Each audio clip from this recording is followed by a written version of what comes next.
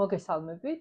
რამდენიმე სიტყვით ულტრაბგერით კვლევაზე და მის როლზე ესთეტიურ მედიცინაში. თუკი თქვენ ნახეთ წინა ვიდეო სახის სისხლით მომარაგების შესახებ და შეიარაღებული ხართ ესეთი ანატომიური ცოდნით, შეგიძლიათ წარმოიდგინოთ, რამდენად დელიკატურია ფილერთან მუშაობა, რამდენი რამის გათვალისწინება არის საჭირო და რამდენად მნიშვნელოვანი შეიძლება იყოს ულტრაბგერითი კვლევა, როგორც უსაფრთხოების დამატებითი გარანტია.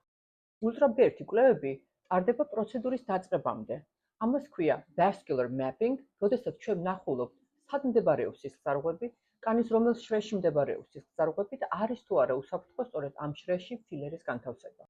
მე პირადად ვიყენებ Clarius L15. ეს არის უახლესი თაობის ულტრაბგერითი აპარატი, რომელიც სპეციალურად ადაპტირებული არის ესთეტიური მიზნებისთვის. ამ აპარატის გამოყენებით შეიძლება სწრაფად და ეფექტურად მოხდეს სისხლძარღვების იდენტიფიკაცია, რათა თავიდან ავიცნოთ ყველაზე საშიში გართულება, რასაც ქვია ვასკულარული ოკლუზია, ანუ როდესაც ფილერი შემთხვევით მოხდება სისხლძარღვში. ამას შეიძლება მოყვეს ამ სისხლძარღვის მიერ მკვებავ ქსოვილების დაზიანება, ანუ ამ ქსოვილებს აღარ მიეწოდებათ ჟანგბადი. როდესაც მოხდება პირველადი vascular mapping, ანუ სისხლძარღვების იდენტიფიკაცია პროცედურამდე, შემდგომ ულტრაბგერით კვლევებს ვიყენებთ პროცედურის მსვლელობის დროსაც. როდესაც შეგვყავს პრეპარატი კანქვეშ, კანზე ზემოდან განთავსდება ულტრაბგერითი აპარატი და ხდება აიდენტიფიკაცია იმის თუ სად იმყოფება კანიულა. მოხდა თუ არა კანიულა სისხლძარღვში და არის თუ არა ამ შრეში უსაფრთხო ფილერის განთავსება.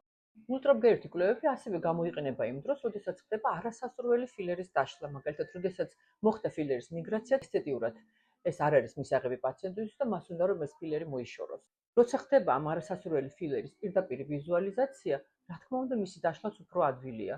ამ დროს, როდესაც ჩვენ შეგვყავს ჰიალურონიდაზე, რომ დავშალოთ ეს არასასურველი ფილერი, რადგანაც ზუსტად ვიცით, სად შევდივართ. ამიტომ ირგვლივ მყოფ ქსოვილებსაც გაცილებით ნაკლები ზიანი ადგება. ამ ყველაფრის ვიზუალიზაცია ხდება სპეციალურ ეკრანზე, სადაც შეგიძლიათ თვალყური ადევნო პროცედურის მთელ მსვლელობას.